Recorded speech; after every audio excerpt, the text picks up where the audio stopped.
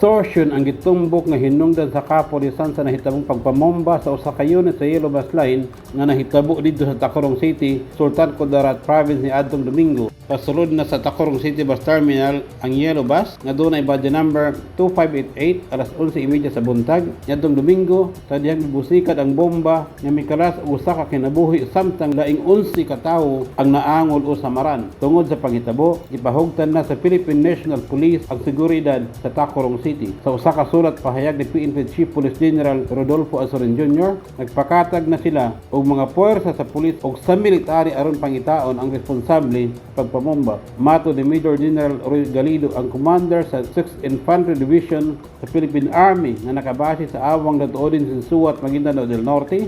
Ilan nang gipalapdan ang investigasyon og nanghinaot sila nga magtigtimbayayong kanila ang katawhan.